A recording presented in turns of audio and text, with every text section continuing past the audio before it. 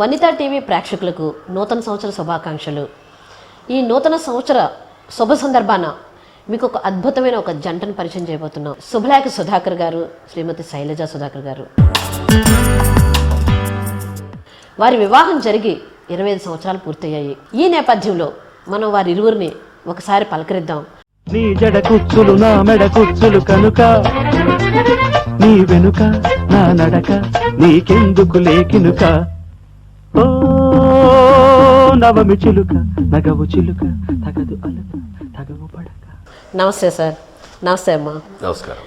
నూతన సంవత్సరం శుభ సందర్భం ఒకటి, మరోవైపు మీ ఇద్దరికి 25 సంవత్సరాలు పూర్తవడం ఈ నెలలో. ఈ సందర్భంలో మీరిద్దరిని కలుసుకోవడం మాకు చాలా సంతోషంగా ఉంది. అసలు ఎలాగ మీరు సినిమా ఫీల్డ్కి వచ్చారు, ఆ తర్వాత ఎలా వారు ఒకరికొకరు మీరు పరిచయం అయ్యారు? ముందుగా వనితా టీవీ ప్రేక్షకులందరికీ నూతన సంవత్సర శుభాకాంక్షలు. నేను సినిమా చెన్నై రావడం 1980, బీకామ్ పూర్తి చేసుకుని మెడ్రాస్ వచ్చాను. సో ముందు ఇక్కడ తాజ్ కోరమండల్ హోటల్లో పనిచేసేవాడిని, అంటే మెడ్రాస్లో ఉండడానికి ఒక ఫుటింగ్ కోసం. దాని తర్వాత డైరెక్టర్ విశ్వనాథ్ గారిని కలవడం, శుభలేఖన సినిమా రావడం, అలాగా శుభలేఖ సుధాకర్ నుంచి శుభలేఖ సుధాకర్ అయిపోయింది. యాజ్ ఫార్ యాజ్ మా పెళ్లి విషయం అంటే, నేను ఫస్ట్ 1977 మా నాన్నగారు అప్పుడు బిహెచ్పివిలో పనిచేసేవారు. ఆయన క్లబ్ సెక్రటరీ. టీవీకే శాస్త్రి గారు అని చెప్పి వారు ఏదో ఒక ప్రోగ్రామ్ కండక్ట్ చేయడానికి వచ్చారు. బాలు గారు, శైలజ, జయప్రద గారు వీళ్ళ మ్యూజికల్ కాన్సర్ట్, ఆవిడ గెస్ట్. సో ఫస్ట్ టైం నేను తను అప్పుడు చూశాను. అమ్మాయిని చూసి ఇలాంటి అమ్మాయి అయితే లైఫ్లో పార్ట్నర్గా వస్తే బాగుంటుంది అని అనుకున్నాను. దేవుడు అనుగ్రహం, తనే నాకు పార్ట్నర్గా వచ్చింది. ముందుగా వనితా ప్రేక్షకులకి నూతన సంవత్సర శుభాకాంక్షలు. నా ఎంట్రీ అందరికీ తెలిసింది. 1977లో నేను మార్పు సినిమాలో మొట్టమొదటిసారిగా మా చెల్లెలతో కలిసి పాడాను. సో అక్కడి నుంచి కెరీర్ పరంగాను కానీ ఇంకా అనుభవాలుగా అంటే పాటలు ఎలా నేర్చుకోవాలి, ఎలా పాడాలి, ఇవన్నీ కూడా అందరికీ తెలిసినవే. ఎలా వచ్చాను నేను అనేది. మా ఇద్దరి పరిచయం అంటే ఇలాగే జరిగింది. మార్నింగ్ లేపి ఇవాళ మీ ఎంగేజ్మెంట్ అని చెప్పారు. పెద్ద సర్ప్రైజ్, ఇద్దరికి సర్ప్రైజ్. నాకు పెళ్ళి అని అనుకున్నప్పుడు కొన్ని కండిషన్స్ పెట్టాను. ఏంటంటే మొదట అబ్బాయి చెన్నైలోనే ఉండాలి. నేను అప్పటంటే రికార్డింగ్స్ ఏ టైంకి వెళ్తామో వస్తామో తెలియదు, కచేరీకి వెళ్తాం, ఇలా చేయకూడదు, ఈ టైంలోనే ఉండాలి, ఇలా వెళ్ళడానికి వీల్లేదు, ఇవన్నీ చెప్పకూడదు, ఇలాంటివన్నీ ఏవో పెట్టాను అన్నమాట కండిషన్స్. సో ఇవన్నీ అంటే మా అన్నయ్య వాళ్ళు కూడా ఆయన వెనకాల ఉండి ఆయన ఎలా ఉంటారు. బట్ అందరూ ప్రతి వాళ్ళు సుధాకర్ మంచి అబ్బాయి, నాకంటే కూడా ఆయనకి మంచి మార్కులు ఎక్కువ. సో కొద్దిగా భయం ఉండేది నాకు పెళ్ళి అంటే, ఎందుకంటే ఇండస్ట్రీలో ఉన్నాం కాబట్టి ఎలాంటి వాళ్ళు వస్తారో తెలియదు. All of a sudden marriage అయిపోయిన తర్వాత పాడకూడదు అంటే ఏం చేస్తాం మనం, అప్పుడేం చేయలేము. సో ఇవన్నీ కాస్త భయాలు ఉండేవి. But whatever it is, I'm happy. Marriage అన్నప్పుడు నాకేంటంటే నా థాట్ ఎలా ఉంటుందంటే, it is a congregation of 2 people. ఇప్పుడు ఏం చేస్తామంటే ఆ కొత్తలో we try to portray our best కదా, ఒకళ్ళకొకళ్ళు నా బెస్టే నేను చూపించాలనుకుంటాను, అలాగే అనుకుంటాం. But whatever it is, మేము క్లియర్గా మాట్లాడుకున్నాం. నేను ఇంతే, నా అలవాట్లన్నీ ఇవి, అలాగే తన అలవాట్లు ఇవి. సో మనం ఏదన్నా ఉంటే, ఇప్పుడు ఒక నచ్చని విషయం ఉంటే మనం ముందు చెప్పేసుకున్నాం, ఇది నాకు నచ్చలేదు మీరు చేసింది, అలాగే నేను ఏదన్నా చేస్తే మీరు చెప్పేసేయండి. ఓకే, మ్యాక్సిమం మనం ఏం చేస్తాం, ట్రై చేస్తాం దాన్ని రెక్టిఫై చేసుకోవడానికి. వీలు అవ్వలేదు అనుకో, నా వల్ల అవ్వట్లేదు, నన్ను ఇలా యాక్సెప్ట్ చేసి అనుకుందాం, బెస్ట్ కదా, అలా అనుకున్నాం. బట్ ఏదున్నా సరే ముందు మనం ఓపెన్గా మాట్లాడుకుందాం. ఒక సమస్య వస్తే ముందు దాని నుంచి వెళ్ళడం కంటే కూడా కూర్చొని చర్చిస్తే సగం ధైర్యం వస్తుంది కదా ఫేస్ చేయడానికి అని అనుకున్నాం. అండ్ మోర్ ఓవర్ ఏంటంటే దానివల్ల మేము ఒక బెస్ట్ ఫ్రెండ్స్ అయ్యాం first. Super. Day by day మీరు ప్రాక్టికల్గా ఏమైనా ఎప్పుడైనా సార్ దగ్గర నువ్వు అప్పుడు ఆ రోజు చెప్పావు, మళ్ళీ ఈ రోజు ఇలా ఏం చేస్తున్నావు అని ఎప్పుడైనా మీరు ప్రశ్నించడం? అంటే చిన్న చిన్న సందర్భాలు అందరికీ వస్తాయండి, చాలా చిన్న చిన్న విషయాల్లో వస్తాయి. టు బి ఫ్రాంక్, కొంచెం లేట్గా లేవటం, ఇవన్నీ అందరికీ అందరి లైఫ్లో ఉండేవి. మనం ఎంత కొన్నేళ్లుగా ఎంత అండర్స్టాండింగ్గా ఉన్నా అమ్మా నాన్నలతో అక్క చెల్లెళ్ళతోటే వస్తాయి. అలాంటప్పుడు హస్బెండ్ అండ్ వైఫ్కి రావా? చిన్నవి అవి వస్తేనే బాగుంటాయి లైఫ్లో. లేకపోతే నువ్వు చాలా గొప్ప, నేను చాలా గొప్ప నేను మడత పెట్టిన చీర ఎక్కడుంది, ఇలా అనుకుంటూ పోతే ఇంక లైఫ్ ఏముండదు. నేను టూ రిలాక్స్డ్ అన్నమాట. నాది ఏంటంటే ఎలాంటిది నాది ఒకసారి నాకే అనిపిస్తుంటుంది, నాది అతివృష్టి అనావృష్టి. ఎలా అంటే పని ఉంది అని అంటేను వారం రోజులు నిద్ర లేకపోయినా నేను షూటింగ్ చేసిన రోజులు ఉన్నాయి. బట్ ఫస్ట్ డే నేను ఎలా ఉన్నానో 7th డే కూడా అలాగే ఉంటాను. అదే ఎనర్జీ, సేమ్ ఎనర్జీ. అదే ఇది ఇది ఇది రివర్స్ తీసుకుంటే పని లేదు అని అనుకుంటే నా అంత లేజీ పర్సన్ ఇంకెవడో ఉంటాడు. వారం రోజులు నిద్రపోతారు. ఓపెన్గా చెప్తున్నా. నాకేంటంటే అది టోటల్గా నాకు ఒక చిన్న పెద్ద రిలాక్సేషన్ అన్నది, లేకపోతే నా బ్యాటరీ ఛార్జింగ్ అనండి ఏదైనా. So I take it very cool అనమాట. అప్పుడే తను అంటుంటుంది ఈ టైంని కొంచెం వాడుకుని ఏదైనా why don't you do this అని అలా తోస్తుంది. అంతే తప్పించి మిగతా ఏమీ ఉండవు. ఆయన చేసిన క్యారెక్టర్స్ మీరు ఆయన సినిమాలన్నీ చూస్తుంటారు కదా, అబ్బా ఇటువంటి క్యారెక్టర్ ఇంక నువ్వు చేయబాకు అని ఏదన్నా మీరు ఏదైనా ఎప్పుడన్నా చెప్పారా? చాలా ఉంది. ద్రోహి అనే సినిమా ఆయన నువ్వు మనం వెళ్ళి చూడాలి, ప్రివ్యూ అందరం చూస్తున్నాము, కమల్ గారు, విశ్వనాథ్ గారు అందరం చూస్తున్నాం, నువ్వు కూడా రావాలి అని చెప్పి. అంటే నేను సామాన్యంగా కొంచెం ఇంట్లోనే ఎక్కువగా ఉంటాను, బయటకు సరే మీరు యాక్ట్ చేశారు కదా వెళ్దామని వెళ్ళాము. ప్రివ్యూకి వెళ్ళారు? ప్రివ్యూకి నేను, నా పక్కన విశ్వనాథ్ గారు, సుధాకర్ గారు, అందరూ, కమల్ హాసన్ గారు అందరం కూర్చొని సినిమా చూస్తాం. ఈయన క్యారెక్టరు పర్టికులర్గా ఒక సీన్లో గౌతమి గారిని అబ్యూస్ చేసే ఒక సీన్ వస్తుంది అనమాట. అక్కడ ఆవిడ ఇతన్ని చంపాలో ఏదో మొత్తానికి జరుగుతుంది. ఈయనకి అది చేసినప్పుడే నాకు చెప్పారనమాట, నా వల్ల కాలేదు అసలు, కమల్ గారు చెప్పిన దాంట్లో నేను 50% కూడా చేయలేదు, నాకు టెన్షన్ వచ్చేసింది అని. అంటే అది ముందు నుంచి చెప్తున్నారు. ఓకే ఓకే నేను ఏదో అనుకున్నాను. అక్కడ ప్రివ్యూలో చూశాక నేను తట్టుకోలేకపోయాను అనమాట ఆ క్యారెక్టర్. అంటే అతను ఒక ఉగ్రవాది లాంటి క్యారెక్టర్, ఆ అమ్మాయిని చిన్నపిల్లల్ని అబ్యూస్ చేయడం, ఈ రకమైన క్యారెక్టర్. సో చూస్తూ నేను ఇన్వాల్వ్ అయిపోయి వెళ్ళిపోతూ ఆ క్యారెక్టర్లో గౌతమితో నేను అక్కడే సీట్లో కూర్చొని చెప్తానమాట, Gautami kill that bastard, sorry kill అంటున్నాను నేను. ఏం లేదు, నేను సుధాకర్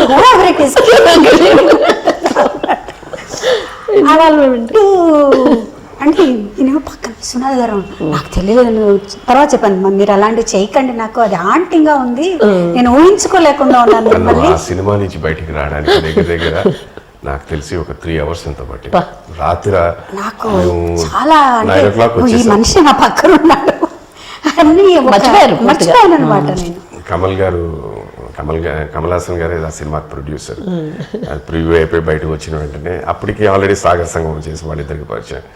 ఇలా చూసారు, చూసి ఎలా ఉన్నారు మీ ఆయన అంటే నాకు కోపం కూడా వచ్చిందనమాట. సరే what ever it is character. రాత్రి 12 అయిపోయింది, వచ్చేసాక నేను మామూలుగానే సినిమా చూసి ఏదో ఆలోచిస్తూ కూర్చొని 12:30కి వచ్చేదాన్ని. ఐఎమ్ సారీ ఆ మాట నో ప్రాబ్లం. అదే మిమ్మల్ని అనలేదు, మీ పాత్ర అంతే. తను అంటే అంత టైం పట్టింది. ఇప్పటికి కూడా మీరు ఇప్పుడు చూడండి నా ఫేస్ చూడండి, అది టీవీలో వచ్చినా నేను చూడండి ఆ సినిమా. బట్ ఆ టీవీలోని చాలాసార్లు వేశారు, బట్ ఆ సీన్ బాగా ಎಡಿಟ್ చేశారు. உனக்கு என்ன வேணும்னு நான் தரேன், அந்த பொண்ணு வீட்டு ப்ளீஸ் என்ன வேணாலும் தரேன், பொண்ணு செஞ்சிடாத. என்ன தருவேன்? என்ன வேணும்னாலும் அந்த பொண்ணு விட்டுற. என்ன வேணாலும் தருவியா? என்ன வேணாலும் தருவேன் தருவேன்.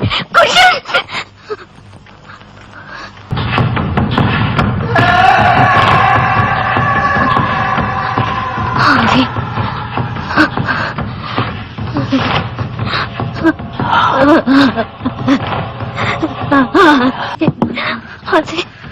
అది పేరు சொல்லு. సూరి.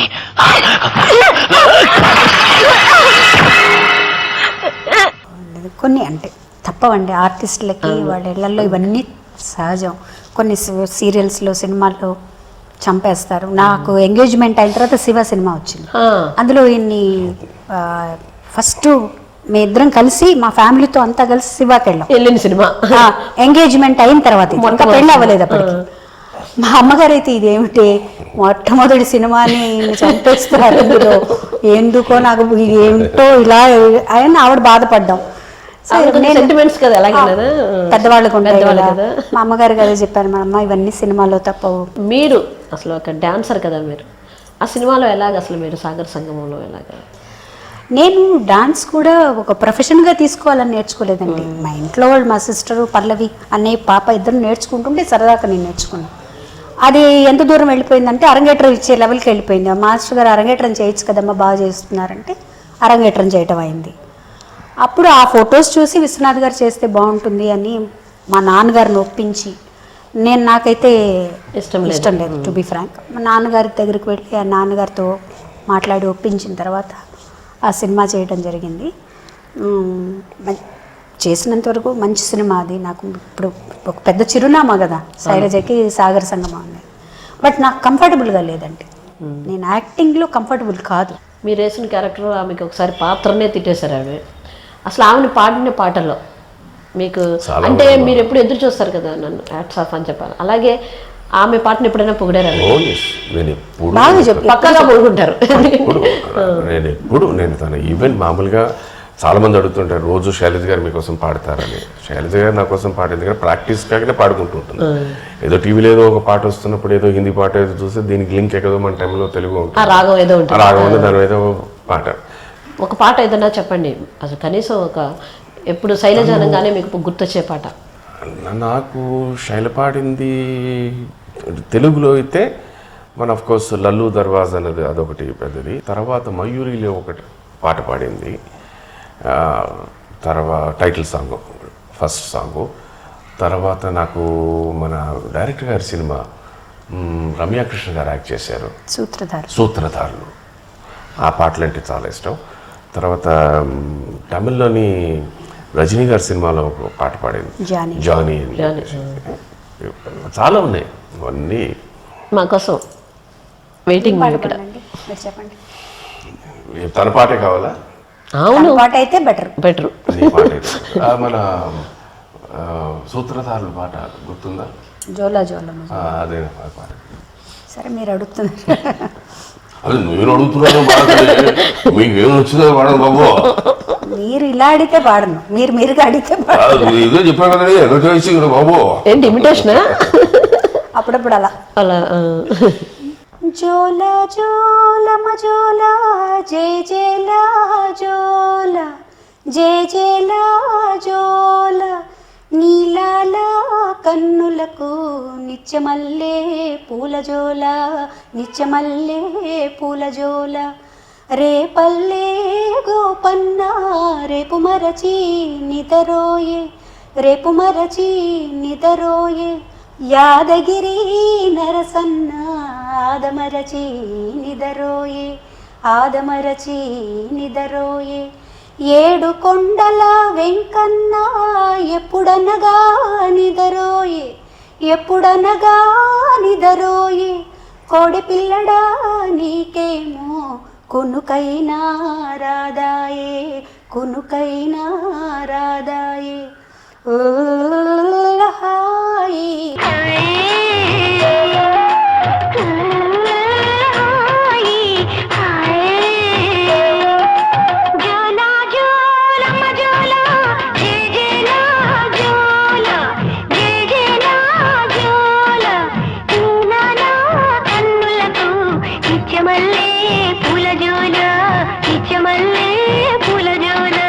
ఇంకొక పాట మీరు కోరారు కదా, రెగ్యులర్ హిందీ పాట.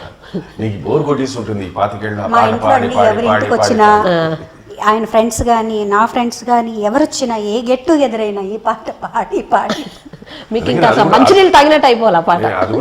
అంటే ఎక్కువ పాడి కూడా స్ట్రెయిన్ అయిపోతుంది. ఏ పాట సార్? Recommendation sir, recommendation. मैं तो कब से खड़ी इस पार ये अखियाँ थक गई पंत निहार आजा रे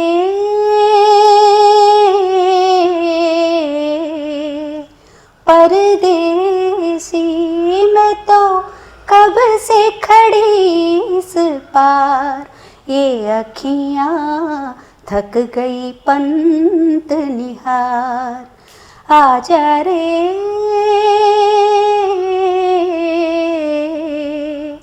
परदेसी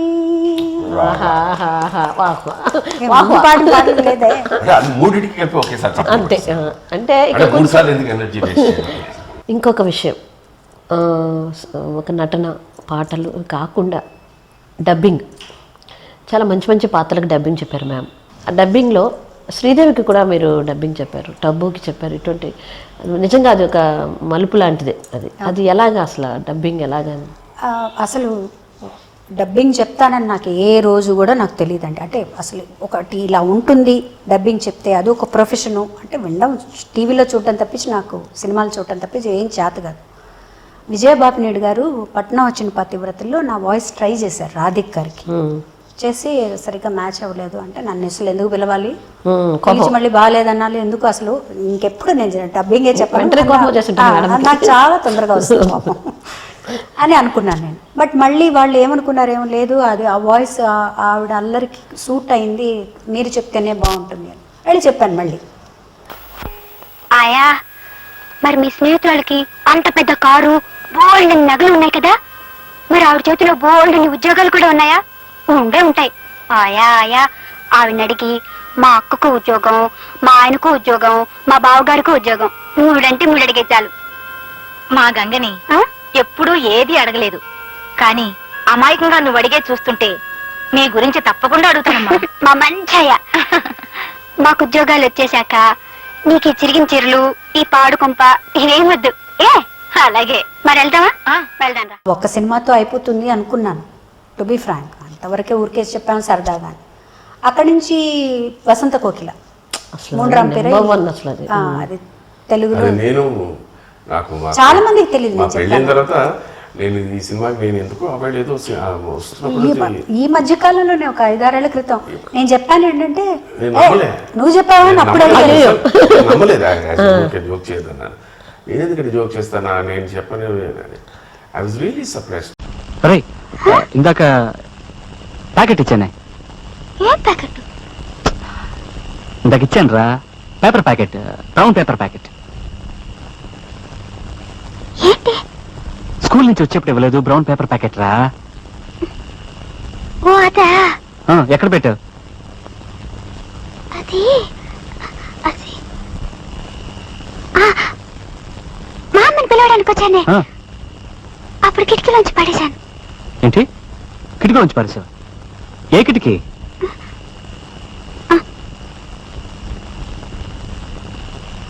వెళ్ళు తీసుకురా.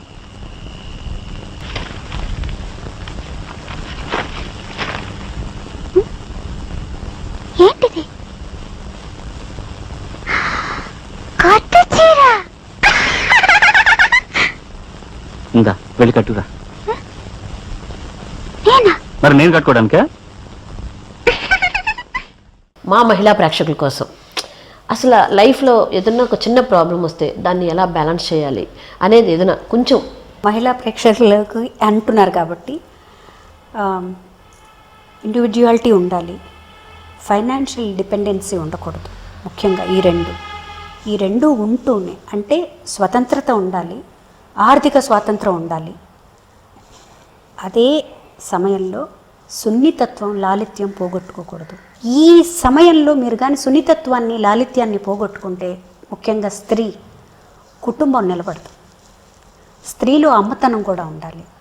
ఆ మూడు ఉన్నప్పుడు ఈ రెండు కూడా కలిస్తే, నీకుండే స్వాతంత్రం, ఆర్థిక స్వాతంత్రం కూడా కలిస్తే ఆ ఇల్లు చాలా బాగుంటుంది. ఈ లాలిత్యాన్ని, సుకుమారత్వాన్ని మటుకు స్త్రీలు పోగొట్టుకోకూడదు. అంటే దీని మీద మనం వక్రంగా భాషించవచ్చు. అంటే స్త్రీ సుకుమారంగానే ఉండాలా, లాలిత్యంగా ఉండాలా? నేను శరీరానికి సంబంధించి చెప్పట్ల, మనసుకు సంబంధించి చెప్తున్నాను. స్త్రీత్వంలో ఈ రెండు కానీ పోతే మటుకు ఆవిడ సమాజానికి కీడు చేస్తుంది. అవి పోగొట్టుకోకూడదని నేను చెప్తున్నాను. చాలా చాలా థ్యాంక్స్ మా. నిజంగా చాలా అద్భుతమైన విషయం ఈరోజు ఈ జంటను మనం కలుసుకోవడం. మరోసారి నూతన సంవత్సర శుభాకాంక్షలతో వనితా టీవీ నుంచి.